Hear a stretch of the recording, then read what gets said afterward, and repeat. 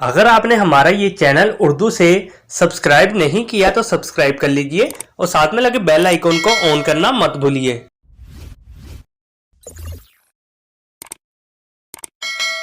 नाम है अनोशे।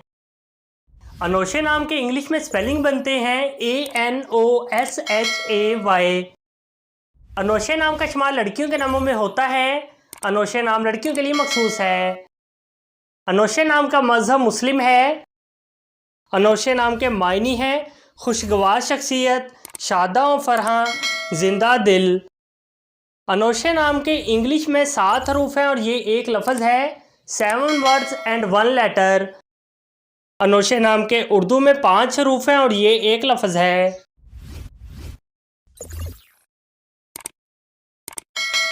नाम है अरमीन।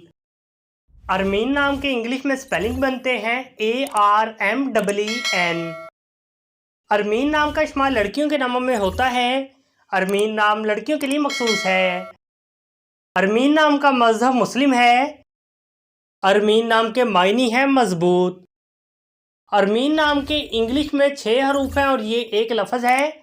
6 वर्ड्स एंड 1 लेटर। अरमीन नाम के उर्दू में 5 हरूफ हैं और ये एक लफ्ज़ है।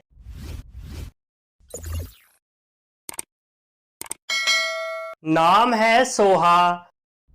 सोहा नाम के इंग्लिश में स्पेलिंग बनते हैं SUHA। सोहा नाम का इस्तेमाल लड़कियों के नामों में होता है। सोहा नाम लड़कियों के लिए मखसूस है।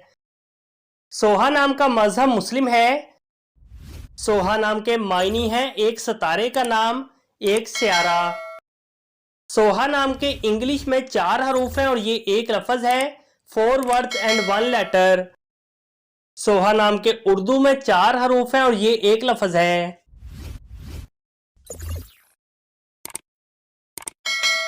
नाम है जुमर। जुमर नाम के इंग्लिश में स्पेलिंग बनते हैं ZUMAR। जुमर नाम का इस्तेमाल लड़कियों के नामों में होता है। जुमर नाम लड़कियों के लिए मखसूस है। जुमर नाम का मजहब मुस्लिम है। जुमर नाम के मायनी हैं ग्रुप, लोगों की भीड़, कंपनियां, हजूम। जुमर नाम के इंग्लिश में 5 हरूफ हैं और ये एक लफ्ज़ है।